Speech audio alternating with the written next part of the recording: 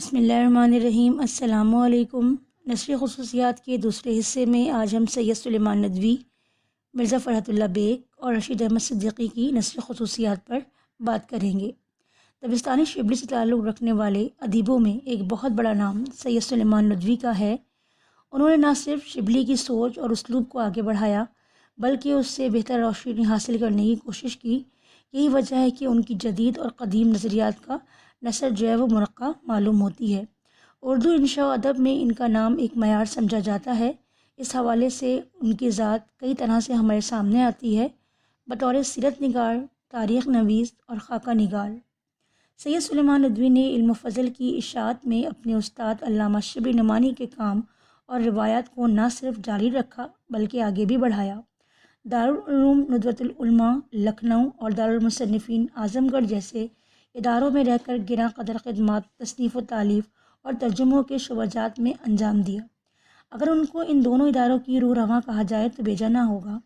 آپ کے مضامین میں آپ کی زبردست علمیت اور تحقیقی ذوق نظر آتا ہے۔ آپ کی شخصیت اور تحریر دونوں میں اعتدال توازن نظر آتا ہے۔ سید سلیمان ندوی کی تحریروں میں وہ تمام خوبیاں موجود ہیں جو ایک ادیب کو ممتاز کرتی ہیں۔ آپ کے ہاں دلکش انداز بیاں اور روانی بھی موجود ہے۔ مشکل سے مشکل فلسفیانہ موضوعات کو بھی اس دلکش انداز میں بیان کیا ہے کہ نہ صرف قاری آسانی سے سمجھ جاتا ہے بلکہ اس سے لطف اندوز بھی ہو سکتا ہے۔ الفاظ کا انتخاب اور استعمال اس انداز میں کرتے ہیں کہ ایک شگفتگی پیدا ہو جاتی ہے۔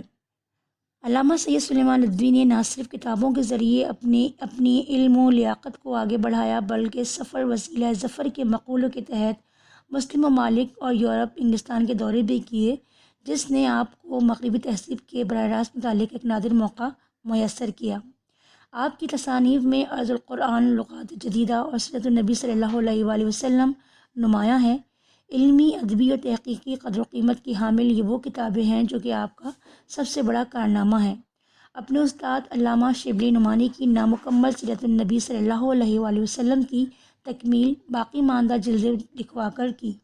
اس طرح اردو زبان میں پہلی مرتبہ جدید انداز میں سوانح نگاری کے مغربی اصولوں کے لحاظ سے ایک بلند پایہ کتاب سیرت النبی صلی اللہ علیہ وآلہ وسلم پر دنیا کے سامنے آئی۔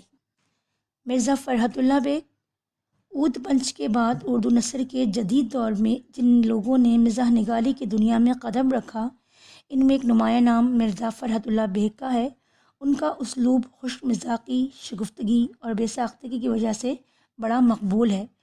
انہوں نے واقعہ، کردار اور موازنہ وغیرہ سے کہکاؤں کو ایک نئی تحریک دینے کی کوشش نہیں کی بلکہ الفاظ اور جملوں کو ایسی شگفتہ کیفیت میں سمو کر پیش کیا کہ دل و دماغ ایک نفسی انبساط میں ڈوب جاتے ہیں اور ہونٹوں پہ بے اختیار مسکراہٹ آ جاتی ہے۔ مرزا فرحت اللہ بیگ کی فطری بشاشت الفاظ اور جملوں میں منتقل ہو کر ہمارے سامنے آ جاتی ہے۔ ان کے مضامین نذیر احمد کی کہانی، کچھ ان کی کچھ میری زبانی، پھول والوں کی سیر اور دہلی کا ایک یادگار مشاعرہ ان کی شگفتہ طرز نگارش کے بہترین نمونوں میں سے ایک ہے۔ لیکن جہاں انہوں نے اس انداز سے ہٹ کر واقعہ نگاری سے طراوت پیدا کرنے کی کوشش کی ہے وہاں زیادہ کامیاب نہیں ہوئے۔ ان کے مضامین میں سنجیدہ مضامین میں اس بات کا خاص طور پر خیال رکھا گیا ہے کہ وہ بالکل خشک نہ ہو کر رہ جائیں بلکہ اپنی فطری شگفتگی اور ظرافت سے کام لیتے ہوئے انہیں خوش اسلوبی سے پیش کرتے ہیں کہ مضامین کی سنجیدگی بھی برقرار رہتی ہے اور ایک ہمدردانہ انداز نظر بھی ابھرتا ہے۔ نصرت حاصل ہوتی ہے جو اعلیٰ پائے کی انشاء سے حاصل ہونی چاہیے۔ یہی وجہ ہے کہ انہوں نے اظہار خیال کے لیے سانچوں کو بگاڑ کر مزاح پیدا کرنے کی کوشش نہیں کی اور نہ ہی وہ زبان کو خواہ بناتے اور بگاڑتے ہیں۔ یہی وجہ ہے کہ ان کی تحریروں میں مذہب، رقیق اور مکروہ صورتیں نہیں پائی جاتی۔ احمد سیدہ صاحب اردو ادب میں ایک بلند مقام رکھتے ہیں۔ وہ ادیب، انشا پرداز، محقق اور نقاد بھی ہیں۔ انہوں نے مزاح نگاری میں لافوانی نقوش چھوڑے ہیں۔ ان کی تحریروں میں مزاح کی چاشنی، فکر و فلسفہ، روانی اور شگفتگی پائی جاتی ہے۔ ان کی تحریروں میں ظرافت بھی ہے اور وقار بھی۔ ان کے ہاں ایک باغ و بہار دلکش رنگ ملتا ہے۔ انہوں نے ادب کو زندگی سے اور زندگی کو معقولیت سے جدا نہیں کیا۔ ان کی شرافت نفس ان کی فکر اور تحریر دونوں میں چھائی ہوئی ہے۔ انہوں نے کسی کی قرآنہ تقلید نہیں کی۔ ان کی تحریروں میں ظرافت اور چوچلے کے علاوہ ایک قسم کی سنجیدگی پائی جاتی ہے۔ وہ علمی اور سنجیدہ مضامین پر بحث کرتے وقت اپنی طبعی شگفتگی اور ظرافت کو پوری طرح برقرار رکھنے کا فن جانتے ہیں۔ ان کی تحریروں میں اردو طرز و مزاح کو ایک شائستہ ذہن اور لہجہ عطا کیا ہے۔ ان کی انشا پردازی پر انگریزی کا گہرا اثر پایا جاتا ہے۔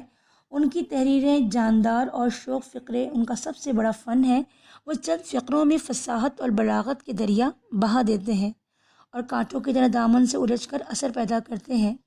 رشید صاحب رعایت لفظی سے بڑا کام لیتے ہیں۔ ان کی فقروں میں صوتی حسن بھی پایا جاتا ہے اور موسیقی بھی۔ ان کے ہاں صرف خوان مسرت نہیں، سامان بصیرت بھی ہے۔ وہ ہنسی ہنسی میں نہ صرف بہت کچھ کہہ جاتے ہیں بلکہ سوچنے کے لیے بہت کچھ چھوڑ جاتے ہیں۔ ان کی تحریریں صرف ہنسی کا پٹارا ہی نہیں ہے، تبسم کا خزانہ بھی ہے۔ وہ عربی اور فارسی الفاظ اور تراکیب بکثرت استعمال کرتے ہیں، لیکن اکثر انہی الفاظ اور تراکیب میں موج تبسم پنہاں ہوتی ہے۔ انہوں نے